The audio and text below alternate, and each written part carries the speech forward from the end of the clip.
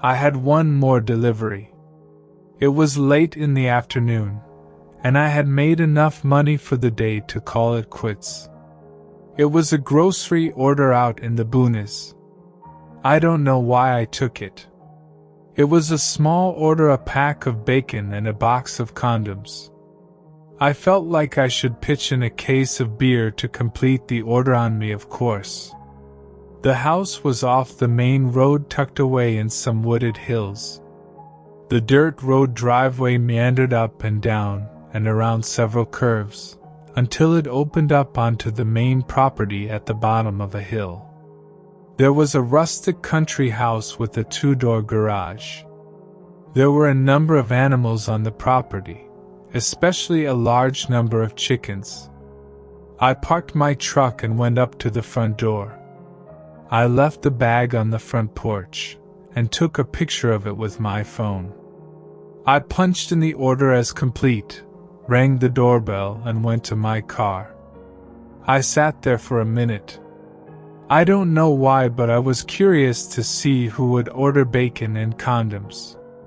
Not really that odd, but not something I deliver every day either. I tried to imagine the personality of the people I deliver to by the groceries they order. I guess the only thing I could glean from this order was that this guy was a carnivorous stud, running out of condoms quite frequently.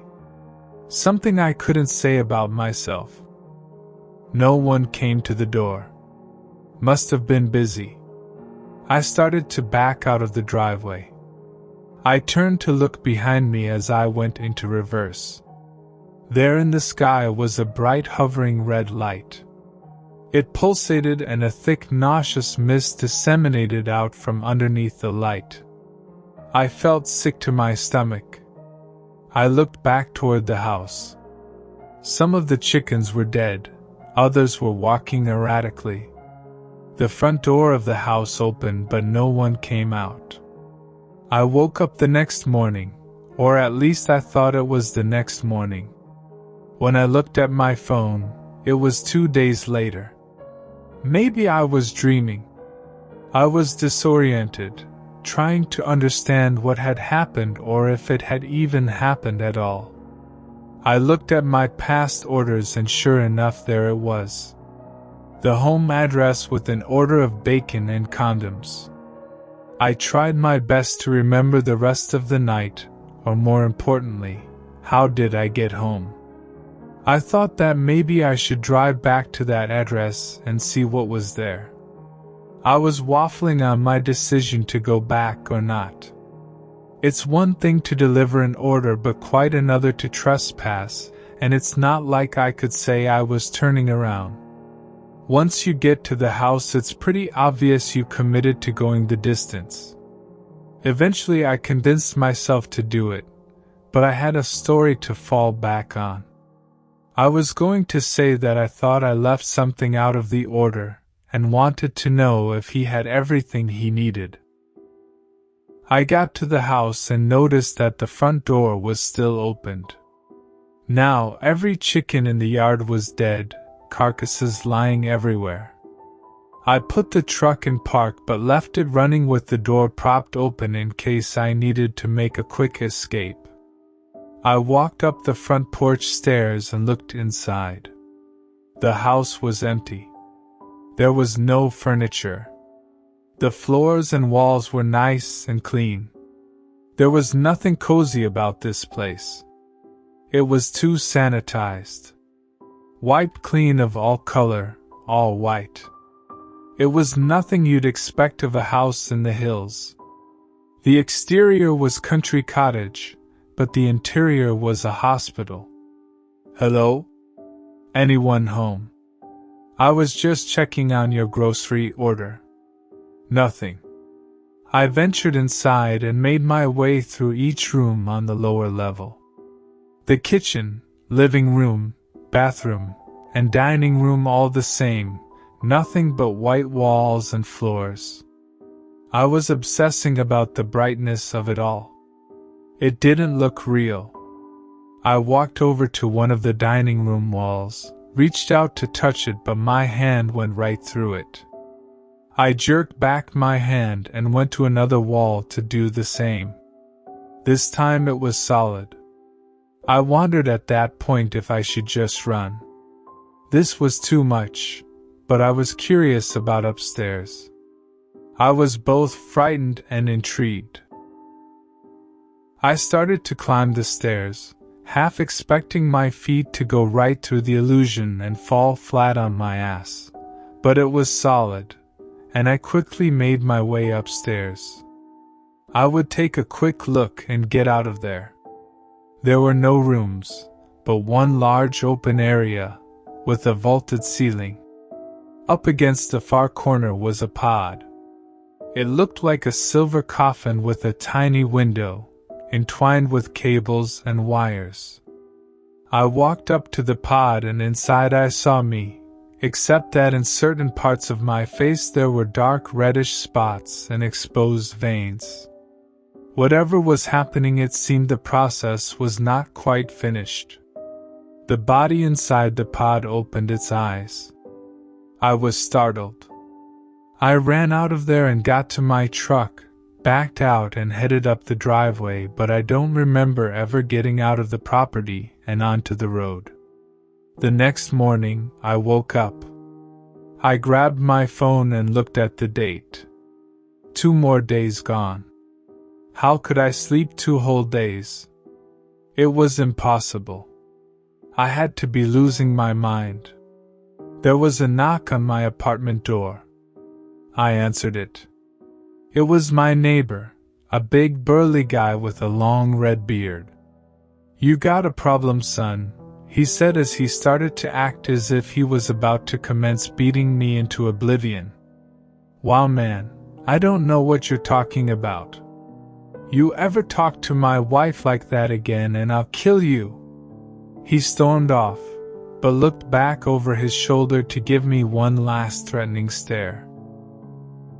I didn't have time for this. I had to go do some orders, make some money. Time was getting away from me and rent was due. I took a shower, put on my clothes, and went out to the truck. The first order on my phone was that address with an order for bacon and condoms. "No thank you." Hit cancel. I accepted another order, a bigger order close by that would make more money.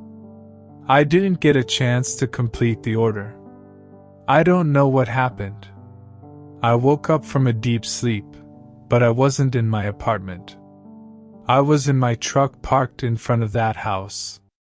The front door was wide open. I reached for the ignition, but the keys were gone. I looked back towards the house and out walked my doppelganger. I was stunned and unable to make myself move. It was weird to see myself walking towards myself. As he got closer, I could see that we weren't a perfect match. He had a large vein protruding from his forehead. I started to get out of the truck and run, but he pushed me to the ground, rolled me over, and sat on top of me. He was unusually strong. He put his hands around my throat and started to choke the life out of me. I woke up in my bed.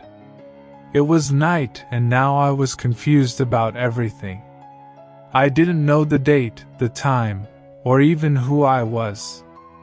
I walked to the living room and there sitting on my couch was my big burly neighbor. He turned toward me, but this time he wasn't agitated but frightened. "Please don't hurt me. Man, that was a month ago. I'm sorry, but you know I got to protect my family. You would do the same." "What are you talking about? And what are you doing in my apartment?" I started to walk towards him, and noticed that his hands and feet were bound by rope. The front door opened, and my doppelganger walked in with a large butcher knife in his hand. Now my neighbor was both confused and frightened. The doppelganger didn't hesitate. He walked over to my neighbor and shoved the butcher knife into his throat. He slowly pulled it out, and then shoved it right back in. He seemed fascinated by the process. He did it several more times. The doppelganger was blocking the front door, so I had to run to my bedroom and jump out the window. As I got out the window, I looked back, but I didn't see him following me. He wasn't pursuing me at all. Where was I going to go? There was a dead guy in my apartment, and no doubt people had seen me talking to him. I had no family here in Georgia. I had moved from California.